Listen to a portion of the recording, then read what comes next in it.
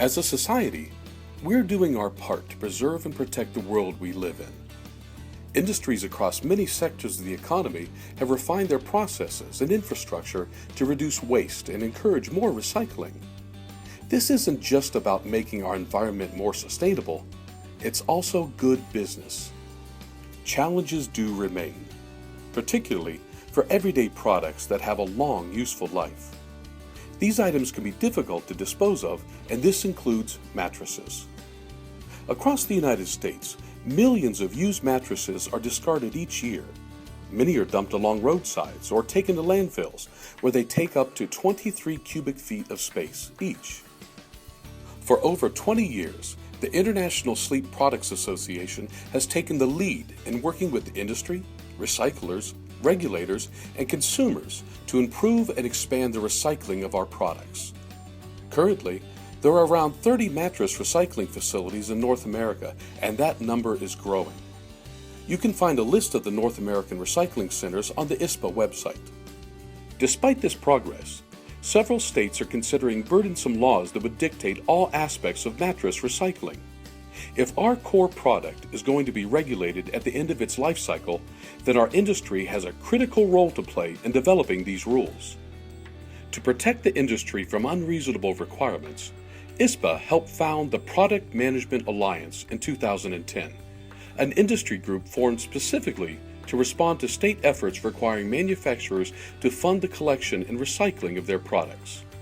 PMA is currently tracking state legislation in all 50 states. There are about 50 bills that we're currently tracking that vary from broad framework bills that would encompass almost all industries to ones that specifically target groups such as companies who manufacture mattresses, consumer electronics, or food and paper and packaging.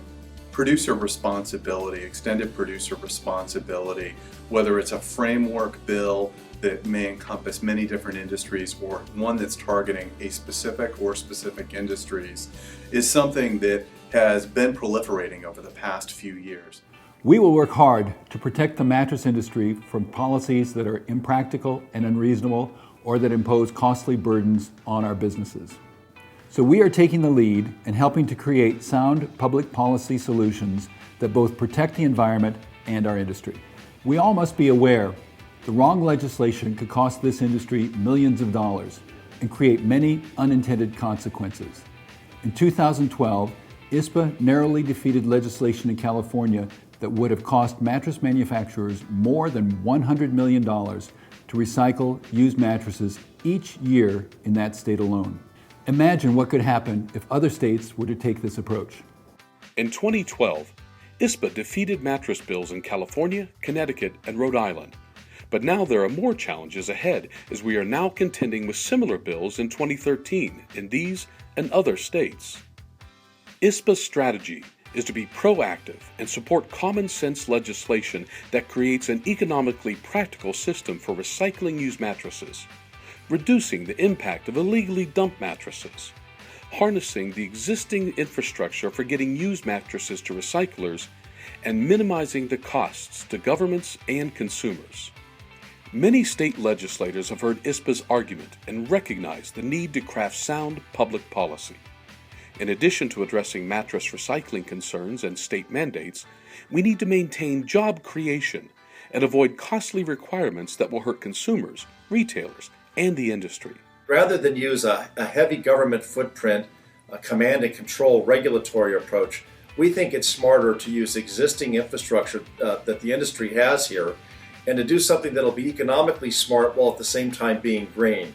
So we're really looking for a legislative opportunity here to implement new laws that will facilitate greater mattress recycling, but do it in a way that will work hand in hand with industry and not simply be another regulatory burden that'll drive up the cost of mattresses and make it more difficult to comply. So as part of this legislative solution we're seeking here, we have a bill, SB 245, that's being authored by Senator Lou Correa from Orange County, California.